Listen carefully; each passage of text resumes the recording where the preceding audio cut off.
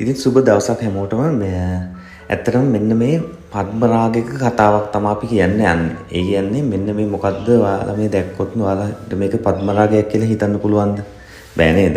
ඉතින් මෙන්න මෙහෙම තමයි රෆ් ගලක් ගද්දි ඔයාලා හොඳට මේ ගල මොකද්ද කියලා හරියටම අත්දැකීමෙන් බලන්න පුළුවන් ඔයාලට.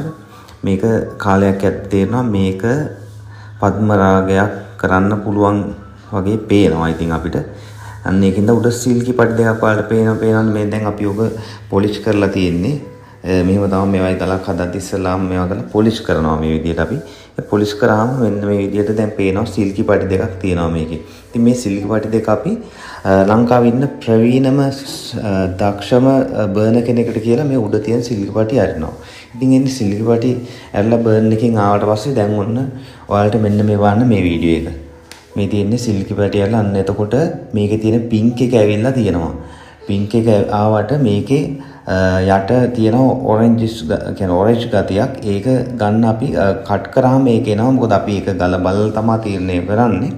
ඉතින් මෙන්න මේක බලන්න දැන් මෙන්න මේක අර උඩ තියෙන සිල්කි පැටියල ඊට පස්සේ මෙන්න මේක කට් එකේදී මේකේ තියෙන යට තියෙන ඔරෙන්ජ් එක ඇවිල්ලා මේක පద్මරාගයක් බවට පත් වෙනවා. ඉතින් මේ තියෙන්නේ ෆ්‍රී ෆෝම් එක. ඔන්න දැන් ඔරෙන්ජ් එක අර යට තියෙන ඔරෙන්ජ් ගතිය ගලට ඇවිල්ලා තියෙනවා ෆ්‍රී ෆෝම් එකෙන් පේනවා ඇති ඔයාලට. ඉතින් මේ වගේ අඩු මුදලකට අර සිල්කී තියෙන ගලක් අරගෙන අපි මේක පద్මරාගයක් බවට පත් කරපු එක මෙන්න මේ දැන් බලන්න.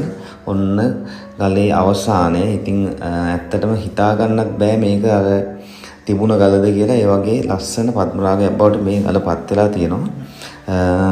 මැණික් වල දැනුම තමයි අවශ්‍ය වෙන්නේ ඇත්තටම මේක මේ වගේ දෙයක් කරන්න. ඉතින් බලලා ඔයාලටත් මේකෙන් අදහසක් ගන්න පුළුවන්.